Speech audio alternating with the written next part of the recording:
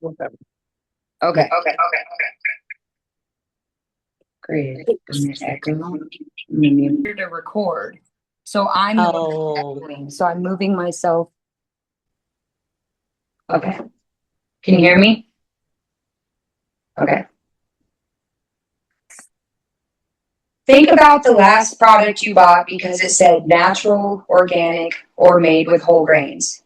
Were you buying nutrition or were you buying marketing? Today, I will talk about how psychology has influenced consumer trust for decades, how the term health halo marketing developed over time, and how consumers are questioning labels now more than ever. It wasn't until I heard the term health halo marketing that I went down the rabbit hole and learned psychology and advertising have worked together for decades, controlling the way consumers viewed healthy. First, I will discuss the halo effect and how psychology entered marketing. Then, I will show you how those strategies evolved over time as food trends changed. And finally, I will discuss why consumers today are questioning labels, sources, and certification credibility now more than ever. To understand health halo marketing today, we first need to know what the term halo means. Researchers at Cornell University defined the halo effect as a psychological phenomenon where one positive trait influences how we perceive other traits.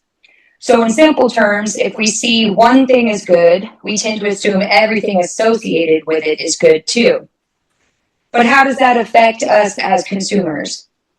To answer that, let's take a trip down memory lane to the 1930s and 40s when smoking was often viewed as glamorous.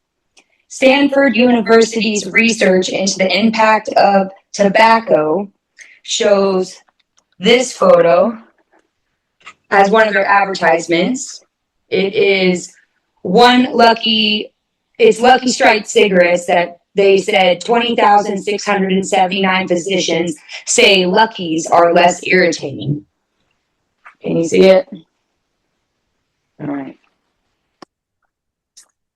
The cigarette itself had not changed, but consumers' perception had. This campaign was in response to the correlation consumers were making about developing coughs and throat issues.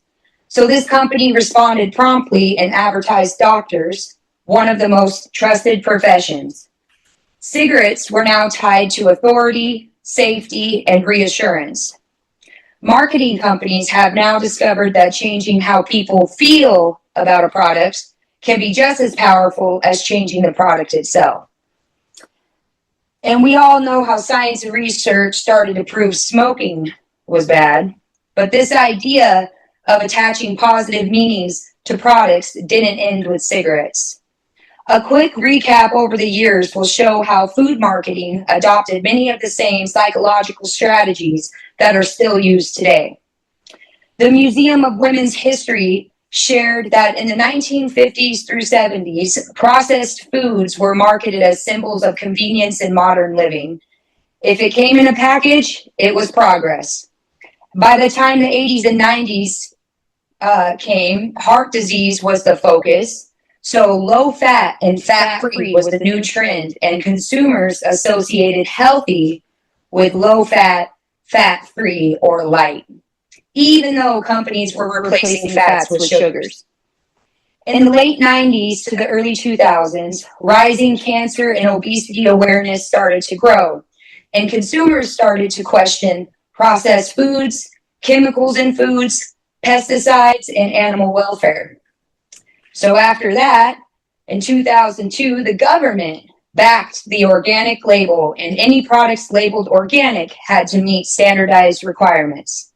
Just as cigarette companies once used physicians to signal safety and credibility, this organic seal gave consumers a new symbol of trust. Because after all, we can trust our government, right? But as history has shown, consumers always catch on. The price difference in organic versus non-organic really started to catch people's attention, especially in the 2010 through 2015 when ultra-processed organic products started to grow. People started to ask, what's the difference between an organic fruit snack and a regular fruit snack? What really is the difference between an $8 gallon of milk versus a $4 gallon of milk?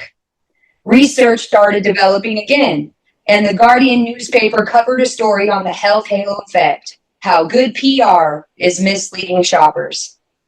If previous generations questioned cigarettes, then questioned fat, then chemicals, what are we questioning now? Today we are asking more detailed questions. We want to know why the use of antibiotics and hormones as a quick fix to diseases caused by poor living conditions of livestock are used to ensure mass production. We're asking about sourcing, animal welfare, and whether labels like grass-fed, pasture-raised, natural, or USA product, what it actually means and what consumers think it means. Some shoppers are looking beyond the packaging itself and reading ingredients, farm practices, and looking for certain certifications. Because when eggs can be organic, cage-free, free-range, pasture-raised, and various combinations in between, like organic, pasture-raised, certified humane, what does that mean? Consumers are now not only questioning what is healthy, but now also who defines health and how can trust even be created through marketing. If history has shown us anything, it may be that products can change over time, but the psychology behind consumer perception is still the same. Now that you know about health halo marketing, I will go back to my original question. Think about the last product you bought because it said organic, natural, or made with whole grains. Were you buying health or were you buying marketing? Maybe the biggest health halo isn't a single label at all. Maybe it's the belief that any label by itself can replace the understanding of where our food actually comes from and what's actually in it. Thank you. That's it. Should we snap or clap? I don't know. Be like, I'm going to stop the recording. Hang on.